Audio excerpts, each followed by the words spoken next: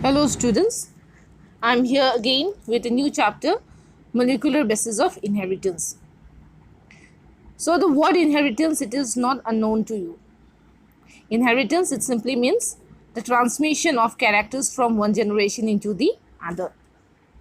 And in the previous chapter, which is Principles of Inheritance, there you learned that with the help of different mechanisms, the hereditary characteristics that is contributed from both the mother and the father, that is transmitted from one generation into the other.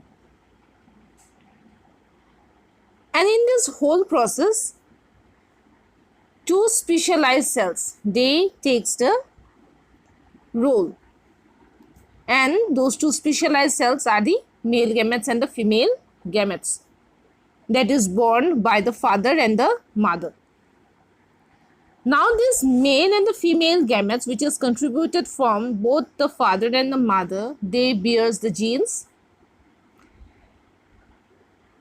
in the chromosomes, and these genes, after the fusion of the gametes, they are present in the resultant offspring, which will be formed from the resultant zygote after the fusion of the two male and the female gametes. So I hope you have understood till here. Now in the chapter we are going to learn about the molecular basis of inheritance. That what are the molecules that are involved in the whole pattern of inheritance. And to name it, that is the DNA molecule itself. DNA molecule, as we call it, as the genetic material which is present inside the nucleus of a cell. Every cell possesses the nucleus except some. Now every nucleus, they possesses this genetic material which is contributed from both the father and the mother. So let's learn about the nucleus at first. The nucleus, it is the most conspicuous and the largest organelle of a eukaryotic cell. And this particular structure within the cell, it is visible with a light microscope also. However, its fine structure, it can be only observed in the electron microscope. So, while observing a red blood corpuscle of fishes, a Dutch microscopist, Anton von Leeuwenhoek, he first observed this particular structure within the cell of the RBC of the fishes. But later, a Scottish botanist named Robert Brown, he was able to describe the nucleus in a well-defined way in the year 1831, and therefore the name of Robert Brown, it is always taken for the discovery of the nucleus. Now what is the importance of nucleus? The nucleus, it is responsible for the storage of the genetic material, which we call it to be the DNA. And as you know, that DNA, that is the hereditary material or genetic material which possesses characters and passes the characters from one generation into the other. And in this whole process, the nucleus, it takes a very important role. And therefore, the nucleus is essential for the survival of a cell and for the transmission of characters from one generation into the other. This was the brief introduction for the chapter Molecular Basis of Inheritance. So here our prime concern will be the structure of the DNA and how does this DNA help in the process of inheritance and how it is transmitted from one generation into the other. So let's come to the structure of DNA, which is present inside the nucleus in the form of chromatin fibers. Now let's know about the structure of DNA. What is this DNA all about?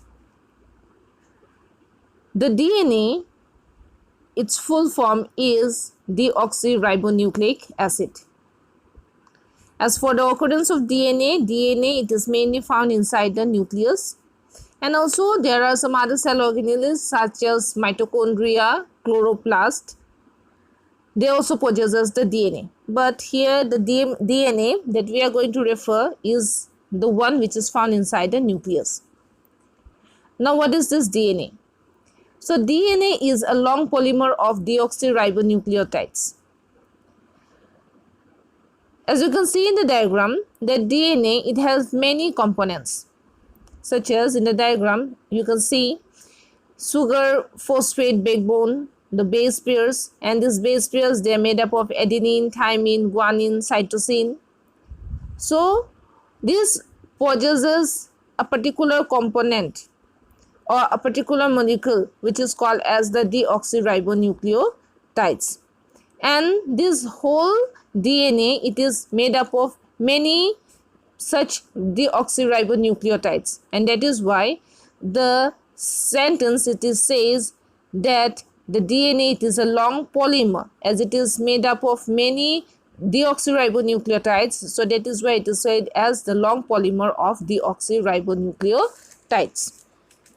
So we will learn about this deoxyribonucleotides again. Now let's have some more idea about the DNA molecule. Some brief idea. The length of the DNA, it will be dependent upon the number of these deoxyribonucleotides or the nucleotides. Now what are nucleotides? This is the pair of the nitrogen bases. As you can see, the adenine, thymine, cytosine, guanine. So these are nitrogen bases that is found in the nucleotides. So the length of the DNA, it will be dependent upon these deoxyribonucleotides. For example, the bacteriophage has known as phi into 174 has 5386 nucleotides. So in case of the bacteriophage, that is the bacteria which also possesses the viral DNA. So in case of that particular bacteria, it have 5386 nucleotides in its DNA structure. And in case of bacteriophage lambda, this is also a bacteria which is infected by a virus. So in case of that, they have the DNA with 48,502 nucleotides, which we also call it as the base pairs. So why it is called so, that we will come in a short while. Then in case of another bacteria which is called this Escherichia coli, or that we commonly call it to be the E. coli, has 4.6 into 10 to the power 6 base pairs or nucleotides. And in case of the haploid content of the human DNA, it is 3.3 into 10 to the power 9 base pairs. Now this information, it is taken from your textbook itself. So you can read the textbook here. So all this information, it is there in the textbook.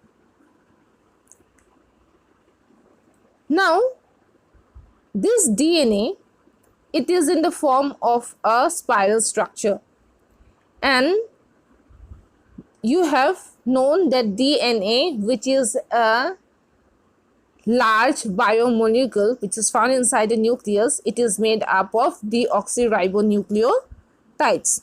Now let's see what is this deoxyribonucleotides or what is this nucleotide. nucleotides. The DNA molecule with its different components, that we are calling it as the deoxyribonucleotides, it will look in this way. But let's simplify this particular structure and consider this structure, which is the structure of the DNA molecule itself with the deoxyribonucleotides. These deoxyribonucleotides, they are the nucleotide molecules itself. And these nucleotide molecules, they makes the structure of DNA and RNA. So as you know, the DNA and RNA, they are both termed as nucleic acids. So these nucleic acids, their structure, it is made up of polymer of nucleotides, and that is why this DNA and the RNA structure, it is also called as polynucleotide chain. Now let's concentrate on the term nucleotide. A nucleotide molecule, it has three components, and those three components are a nitrogenous base, a pentose sugar, and this pentose sugar, this is of two types. One is ribose, which is found in case of the RNA molecule, and deoxyribose, which is found in case of the DNA molecule, and a phosphate group in the form of phosphoric acid. Now, because of the difference in this pentose sugar, RNA, that is called as ribonucleic acid, and DNA, that is called as the deoxyribonucleic acid. So this is because of the difference in the two types of pentose sugar. Again, the nitrogenous bases, it is again divided into two types. One is purines and the another one is pyrimidines. And these purines and the pyrimidines, they are also classified on the basis of their molecular structure, where the purines, they are a 9-membered structure which consists of 2 heterocyclic rings, and in case of pyrimidines, they consist of 6-membered structure which have a monocyclic ring. This purines, it is of two types, adenine and guanine, and the pyrimidines, it is of three types, cytosine, uracil and thymine. Now all these 5 types of nitrogen bases, they make the structure of the DNA and the RNA along with the pentose sugars, that is ribose and deoxyribose, and the phosphoric acid. But there is a difference between this DNA and the RNA. That is, cytosine, it is common for both DNA and RNA, but thymine, it is present only in case of DNA. Similarly, uracil, it is present only in case of the RNA molecule, and it do not have the thymine.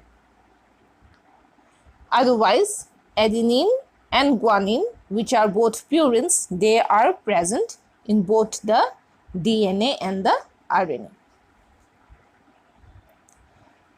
Now, from the structure that you can see, let's try to divide all these and try to understand that what is this nucleotide molecule and how they are arranged. A nucleotide molecule, as I have said, that it is made up of many 3 components, that is nitrogen base, pentose sugar and the phosphoric acid.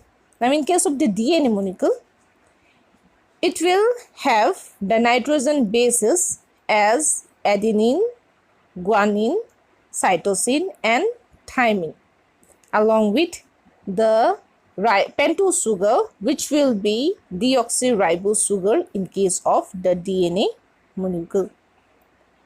So all these are the 3 components. Now what will happen? One purine, that means that is the nitrogen base, a purine that will form a bond with the deoxyribose sugar, and this deoxyribose sugar that will form a bond with the phosphoric acid. Now these three together, that is called as a nucleotide molecule. That means a nucleotide molecule will possess one of the 5 types of nitrogenous bases along with the pentose sugar and the phosphoric acid molecule. But in case of the DNA, out of those 5, only 4 will be present, and I have just given the example of adenine forming a bond with the deoxyribose sugar and the phosphoric acid. Now this will be one nucleotide which will be called as deoxyadenoside monophosphate. Similarly, if it is for guanine, in the same way, guanine forming a bond with the deoxyribose sugar and the phosphoric acid, then it will become deoxyguanosine monophosphate. If it is cytosine with the deoxyribose sugar and phosphoric acid molecule, then it will be deoxycytidine monophosphate. And if it is thymine with the deoxyribose sugar and the phosphoric acid molecule, then it will be called as deoxythymidine monophosphate. So all these are the name of the nucleotides which is found in case of the DNA molecule. And as the deoxyribose sugar it is present there, hence the nucleotide it will be called as deoxyribonucleotides. Now let's try to understand about the backbone of these nucleotides which exist in the DNA molecule. So this backbone it is formed in between the phosphate molecule, that is the phosphoric acid molecule, and the deoxyribose sugar of 2 adjacent nucleotides. Now these 2 nucleotides they are linked through a 3' and a 5' phosphodiester linkage to form a dinucleotide, as you can see in the diagram. And in that way more nucleotides can be joined to form a polynucleotide molecule, and that forms the single strand of the DNA molecule.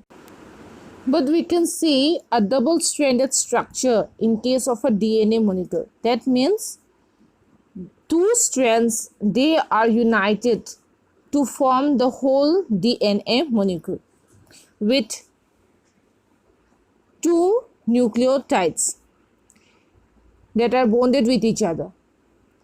That is, adenine it bonds with the nucleotide which possesses thymine. Similarly, guanine it bonds with the nucleotide which possesses cytosine, or cytosine which possesses guanine, with the one which possesses guanine. So this DNA molecule, this is a double-stranded structure which is linked by a hydrogen bond in between the 2 nucleotides, and that is why we regard the DNA as a double-stranded structure, a spirally helical double-stranded structure which have 2 bones associated with it.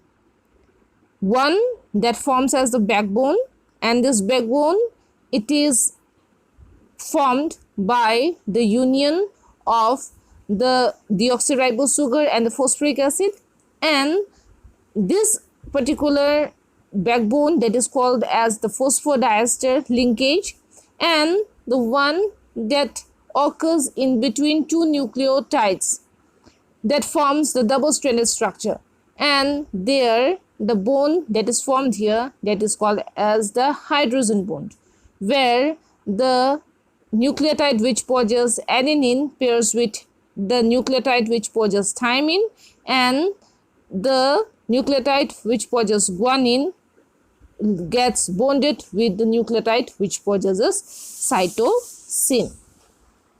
In that way, we get the double-stranded structure of DNA, and this DNA, this is called as deoxyribonucleotide chain, and it is dependent upon the numerous nucleotides which forms the base pairs, and these base pairs are adenine forming a double hydrogen bond with the thymine molecule, and guanine forming triple hydrogen bond with the cytosine molecule. So in that way, we find the double-stranded structure of the DNA molecule which form numerous nucleotides or the base pairs, and that are present inside the nucleus of a cell in each and every individual. So this is all about today's class, where I have tried to give you a basic introduction into the structure of DNA. And in the next class, some more facts about the DNA will be discussed along with the Watson and Crick model of DNA molecule. So this is all about today's video. I hope you have understood the video, and if you have any queries, then please note down the queries for our live session. Thank you.